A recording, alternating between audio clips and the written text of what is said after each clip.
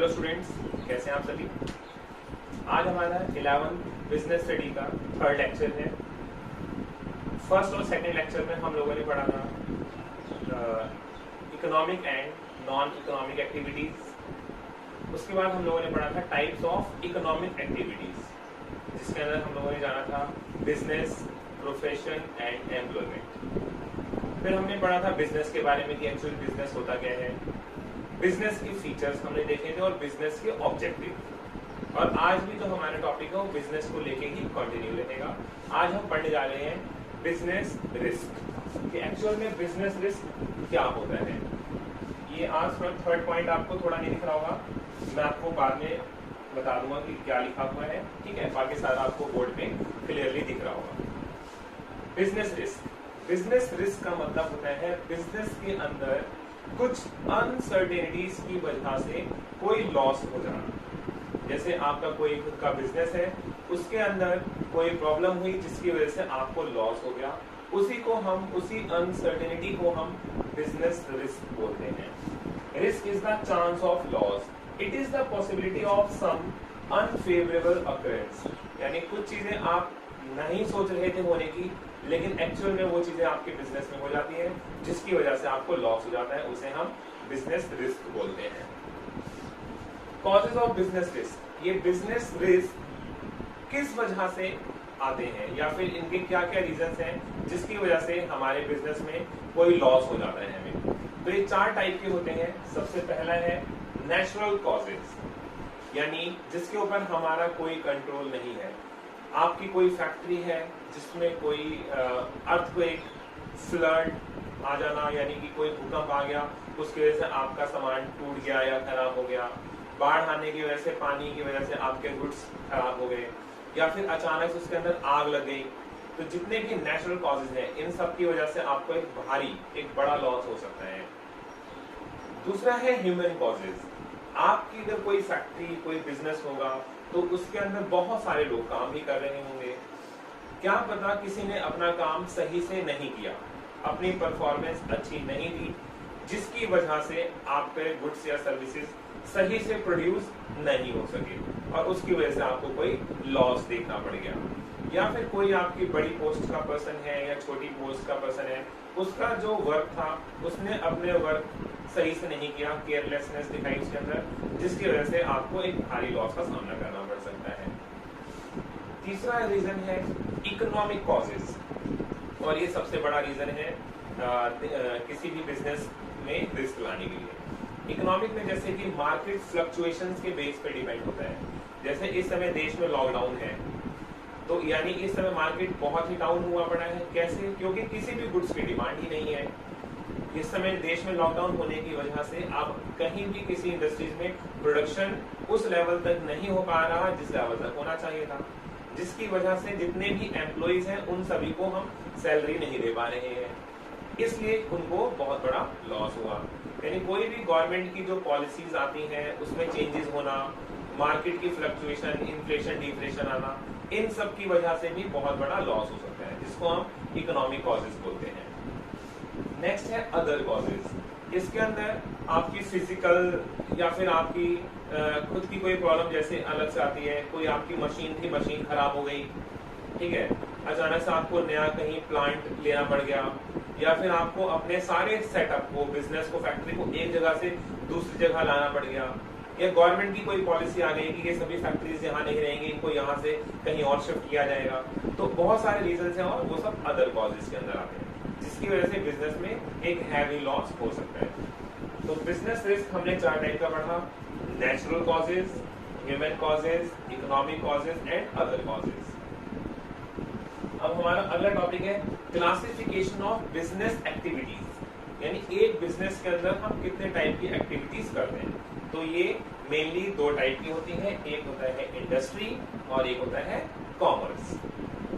अब इंडस्ट्री क्या होता है, आइए हम समझते हैं। जैसे आप लोगों ने देखा होगा कि किसी भी गुड्स के प्रोडक्शन के लिए उसकी एक यूनिट लगाई जाती है। जैसे कोई एक फैक्ट्री है, जैसे मान लीजिए कहीं किसी फैक्ट्री में शर्ट्स का प्रोडक्शन हो रहा है, किसी एक फैक्ट्री में पैंट का प्रोडक्शन हो रहा है, किसी एक फैक्ट्री में टी शर्ट का प्रोडक्शन हो रहा है। तो इस तरह से कपड़े का प्रोडक्शन बहुत सारी जगह हो रहा होगा, तो उन सभी फैक्ट्री को अगर हम कंबाइन करें तो वो कहलाती है क्लॉथ इंडस्ट्री। यानी जितनी भी छोटी छोटी यूनिट्स होती हैं उन सभी को अगर हम ज्वाइन कर दें तो उसको हम इंडस्ट्री बोलते हैं। It refers to a group of firms, एक फर्म्स का ग्रुप प्रोड्यूसिंग सिमिलर और रिलेटेड गुड्स, जो एक जैसे या फिर एक दूसरे से रिलेटेड गुड्स का प्रोडक्शन करते हैं, उसको हम इंडस्ट्री बोलते हैं। टाइप्स ऑफ इंडस्ट्री, इंडस्ट्री कितने टाइप की होती है? तो मेनली इंडस्ट्री को हम 3 टाइप में कैटेगराइज करते हैं, primary, secondary and tertiary. Primary industry वो इंडस्ट्री होती है जो नेचुरल रिसोर्सेज को यूज करते हुए प्रोडक्शन या फिर प्रोसेसिंग करती है।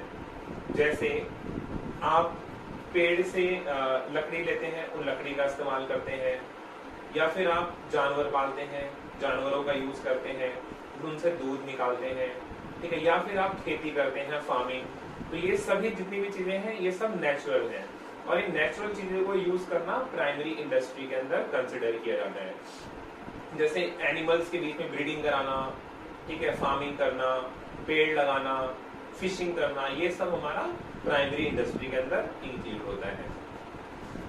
सेकेंडरी इंडस्ट्री, सेकेंडरी इंडस्ट्री के अंदर जो भी प्राइमरी इंडस्ट्री से मिली हुई गुड्स होती हैं उन सभी का यूज करके उनको फाइनल गुड्स में कन्वर्ट करना, यानी किसी यूजफुल चीज में कन्वर्ट करना, या फिर प्राइमरी इंडस्ट्री से जो गुड्स मैन्युफैक्चर हुई हैं उन सभी गुड्स को फर्दर प्रोडक्शन में यूज करना। जैसे प्राइमरी इंडस्ट्री में हम लोग पेड़ लगाते हैं, तो पेड़ लगाना, अब वो पेड़ बन रेडी हुआ जिससे कि हमने उससे लकड़ियां यानी वुड या फिर बड़े बड़े जो प्लाई बोर्ड होते हैं उन सब में कन्वर्ट कर लिया। अब जो सेकेंडरी इंडस्ट्री है वो उन प्लाई बोर्ड को कन्वर्ट करती है फर्नीचर के अंदर, तो ये फर्नीचर में कन्वर्ट करके फिर वो आगे किसी और को सेल करते हैं। तो यानी प्राइमरी गुड्स का यूज करते हुए हम जो सेकेंडरी उसको फाइनल गुड्स में कन्वर्ट करते हैं या फिर उसको किसी और गुड्स में फर्दर कन्वर्ट करते हैं, उसे हम सेकेंडरी इंडस्ट्री में कंसिडर करते हैं। टर्शियरी इंडस्ट्रीज ये बहुत ही यूजफुल है क्योंकि प्राइमरी और सेकेंडरी इंडस्ट्री बिल्कुल वेस्ट हो जाएगी या फिर वो काम नहीं कर पाएंगी अगर टर्शियरी इंडस्ट्री ना हो, क्योंकि जो टर्शियरी इंडस्ट्री है ये हेल्प करती है प्राइमरी और सेकेंडरी इंडस्ट्री को काम करने में, क्योंकि इसके अंदर इंक्लूड होता है कम्युनिकेशन, ट्रांसपोर्टेशन, इंश्योरेंस, बैंकिंग। यानी अगर कोई भी पैसे की मदद लेकर चाहिए तो कहाँ से मिलेगी? टर्शियरी इंडस्ट्री से मिलेगी। अगर कोई भी इंश्योरेंस चाहिए तो कहाँ से मिलेगा? टर्शियरी इंडस्ट्री से मिलेगा। ट्रांसपोर्टेशन टर्शियरी इंडस्ट्री, जितना भी कम्युनिकेशन, ट्रांसपोर्टेशन, फाइनेंस, बैंकिंग जितनी भी है ये सब टर्शियरी इंडस्ट्री में आती है। और अगर ये नहीं होंगे तो प्राइमरी और सेकेंडरी इंडस्ट्री वेस्ट हो जाएंगी, क्योंकि इन सभी को पैसों की जरूरत भी होती है, सबको इंश्योरेंस की जरूरत होती है, सबको ट्रांसपोर्टेशन की भी जरूरत होती है। और कम्युनिकेशन तो आपको पता ही है, आजकल मोबाइल फोन्स, लेटर, ईमेल ये सब ना हो तो बहुत सारा काम रुक जाएगा, क्योंकि इसी के बेस पे सारे काम होते हैं। इस लॉकडाउन पीरियड में भी टर्शियरी इंडस्ट्री ही काम आ रही है। इस समय भी बैंकिंग, फाइनेंस और ये कम्युनिकेशन यही सब काम आ रही है। तो ये सारा प्रोसीजर हम लोगों ने पढ़ा बिजनेस को लेकर, जिसके अंदर हमने इंडस्ट्रीज पढ़ा, हमने पढ़ा बिजनेस एक्टिविटी कितने टाइप की होती है। तो हमारा इंडस्ट्री आज में फाइनल हो गया है। नेक्स्ट क्लास में हम लोग कॉमर्स पढ़ेंगे और ये हमारा लास्ट टॉपिक होगा इस चैप्टर का। कॉमर्स टॉपिक खत्म करते ही हमारे चैप्टर कंप्लीट हो जाएगा। तब तक आप लोग इन सभी टॉपिक को यानी तीनों लेक्चर्स को रिवाइज करिए, और कोई भी डाउट होता है तो आप लोग कमेंट सेक्शन में पूछिए, या फिर हमारी एक डाउट क्लास होगी उसमें ऑनलाइन हम सभी डाउट्स को क्लियर